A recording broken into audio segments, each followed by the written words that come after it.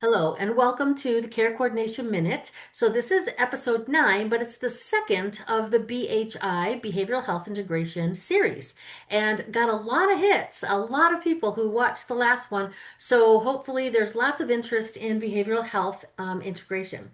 So, as we get started with this particular minute, what I'm going to be talking about each time when we do these episodes is I'm going to just focus on one small element of what it takes to run a BHI program and kind of elaborate a little bit on that. So, as you remember, when we were talking about it in the last minute, these are all of the elements for behavioral health integration that went into effect in 2017.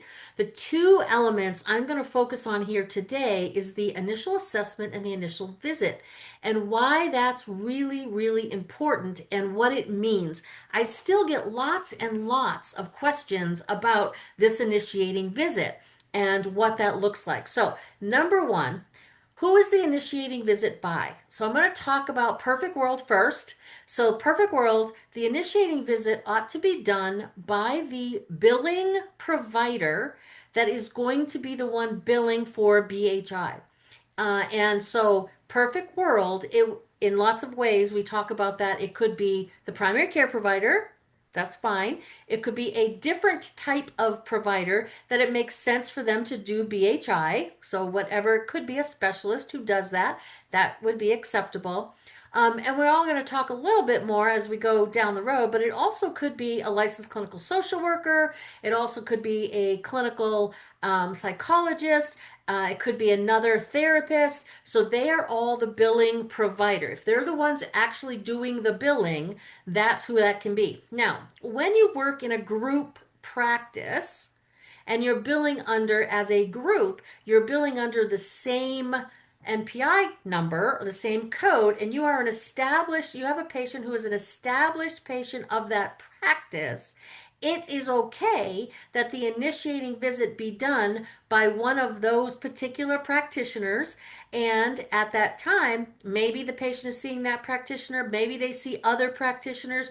Over time, we can kind of see what that looks like as long as it's still in the same group.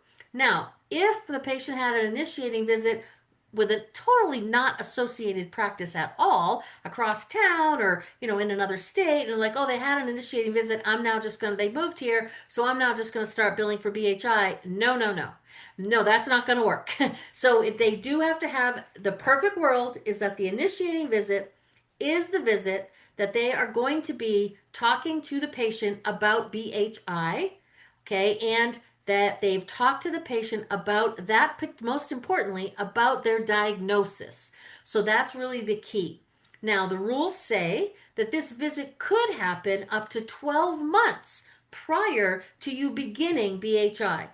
And so, but lots of times, perfect world, we want this conversation, we want these things to happen in real time. So, if it has happened a month ago, 2 months ago, 3 months ago, up to 12 months ago, it's going to be important that that note is very clear, that the practitioner, maybe primary care, whoever that is, actually had the conversation with the patient about their diagnosis, and that in their medical opinion, that diagnosis does need to be managed.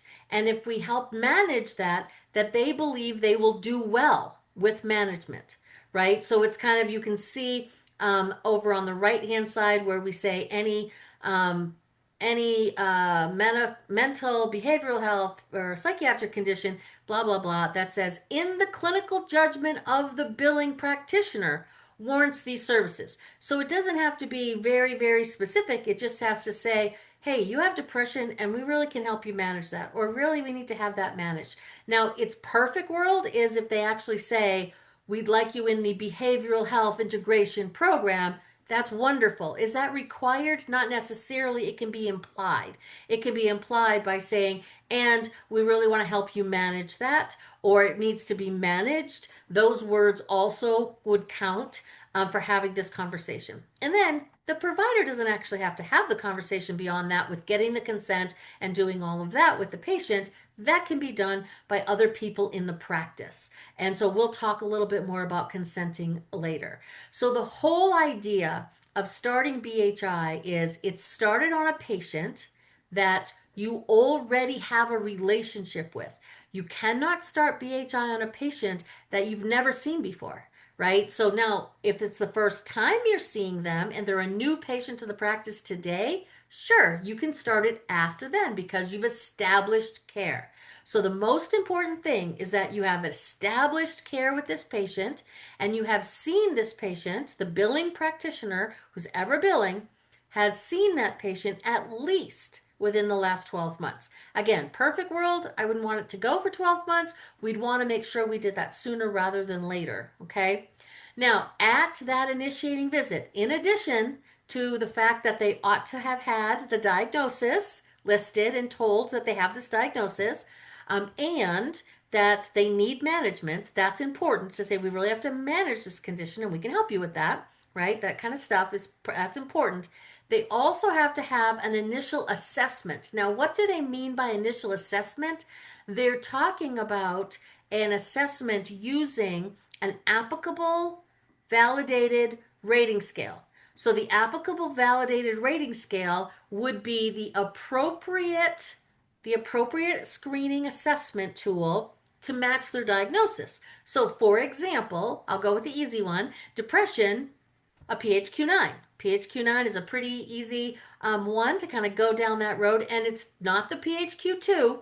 We're not just doing a 2, we're doing a full PHQ-9 because this needs to be done regularly. And we're going to talk more about that in another episode. But that initial visit to establish care, that's important. Number one. Number two, at that visit, they need to have a diagnosis and they need to have their need for management, telling them that we need to manage this condition. And number three, there has to have been that assessment done. And that assessment that they're talking about here is that validated rating scale. So those three things, okay, need to be a part of that initiating visit. The establishment of care, diagnosis, and management requirements, and that actual assessment. So we keep track of those scores, and we're going to talk about that in our next one. So if you have any questions, by all means, you can always comment underneath any of the places where I post this, and all the places that we posted are listed. So we do post it in LinkedIn, I do post it in Facebook, and I do post it on TikTok. So any of those places that you see this, as well as on YouTube. So you can make comments under any of these, ask questions, or you can feel free to send me a message and from any of these areas if you would like to chat with me. So with that, have a great day. Thank you so much.